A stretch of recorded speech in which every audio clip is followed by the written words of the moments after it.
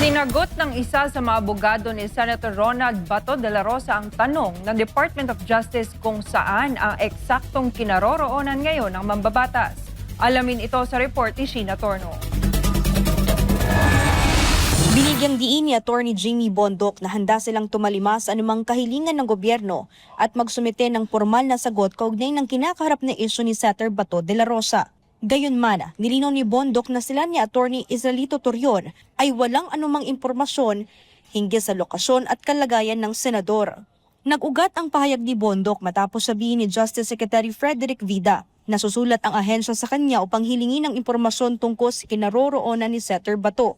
Samantala, kinontra rin ni Bondoc ang pahayag ng National Bureau of Investigation o NBI na armado at mapanganib umano ang kanyang kliyente. Ayon kay Atty. Jamie Bondoc, walang matibay na ebidensya na magpapatunay sa alegasyon ng NBI. Taliwasan niya ito sa ilang paglalarawan ng media dahil kilala umano niya ang senador bilang officer at gentleman. Sinabi rin ni Atty. Bondoc na sadya nilang iniiwasang malaman ang lokasyon ng kanilang kliyente upang magampanan nila ang kanilang tungkulin bilang mga abogado nang walang impluwensya ng politika at mas makapag-focus sa legal na aspeto ng kaso.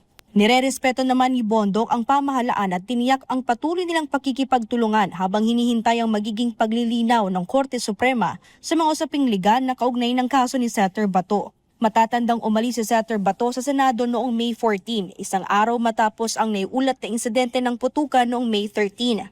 Nangyari ito sa kabila ng pagkakalagay sa senador sa ilalim ng protective custody. Nauna na ring iginit ng kampo ng depensa na handa si De La Rosa na humarap sa namang legal na proseso basta manggagaling sa isang lokal na hukuman sa Pilipinas ang warrant. Ito'y kaugnay ng inilabas na warrant ng International Criminal Court laban sa kanya dahil sa crimes against humanity. Para sa Diyos at sa Pilipinas kung mahal, ito si Sheena Torno, SMNI News.